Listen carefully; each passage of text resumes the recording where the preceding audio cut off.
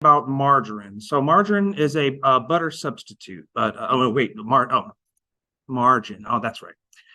So a margin on 2023 R2, you will notice, like Ben said, that the estimated margin percent and the estimated margin amount have been added to both the summary portion of the sales order as well as the lines on the details tab of the sales order. So personally, while working in manufacturing, I know my CEOs and bosses and managers, they would always be talking about margin, very important metric, especially if you're trying to just have that revenue retention, and try to make sure that you're making the impact on each individual sales order to your revenue that you want to. So it's always something that we talked about a lot.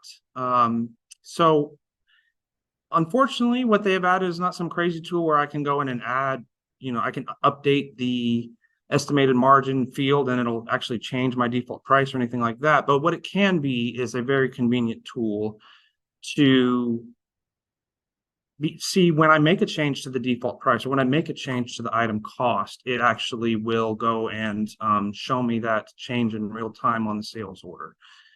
So very convenient tool there. And to kind of go into the details a little bit of that, we're going to talk about how this only applies like stocked items, where those prices and costs are coming from, and what does affect the calculation of the estimated margin and amounts, and the little addition to the side panel of the sales orders that we're going to look at as well. So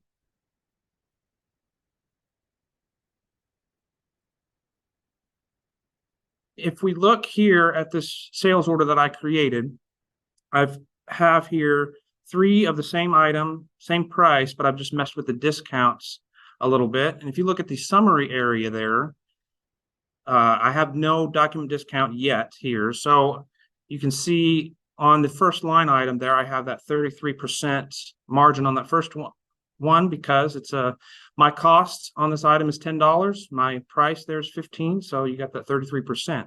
Now, if you add a discount, say I want to add a 20% discount, I just type that right here in the discount percent column where it says 20 here, and then it will automatically calculate my amount, and then it'll automatically calculate my margin percent here. I can also put just an amount and it'll do the same the other way. You see here the estimated margin percent and estimated margin amount is an average here for the percent and a total here for the amount column. So I'm starting to talk about that calculation again. 2 of the biggest factors here are going to be what is our price, as well as what is our cost. So what are we selling it for? What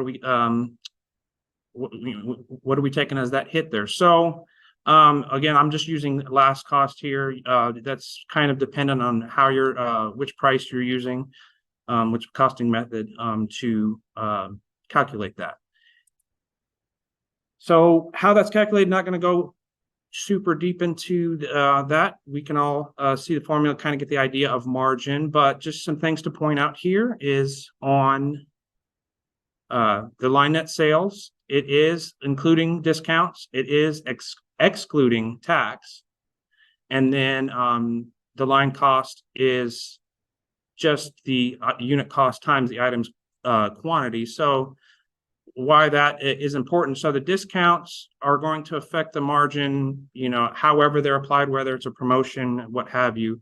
That's all going to be applied directly through this and will not be affected because it's just based on the line item total.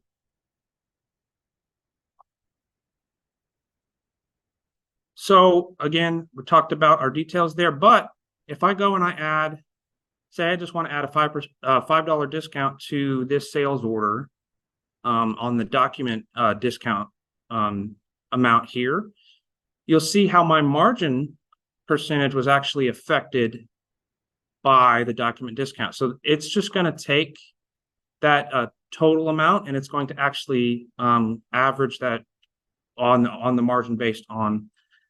So really you're mostly worried about your line item here, but if you do just take a little bit off the top right before you sell it, it will actually affect your margin here. So that's just proportionally done in this case. So if you look here, you see my estimated margin. This is the summary tab of each of those two different sales orders before the discount and after the discount. You see with $5 or with zero, if I add that $5, my margin goes down. If I take it away, it goes up.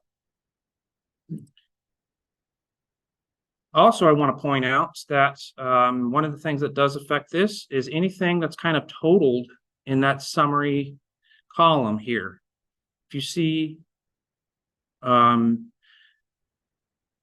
on there, the freight, if I add freight on as a freight that I'm charging to the customer, freight price, that is going to actually increase my margin because I'm collecting more money from the customer.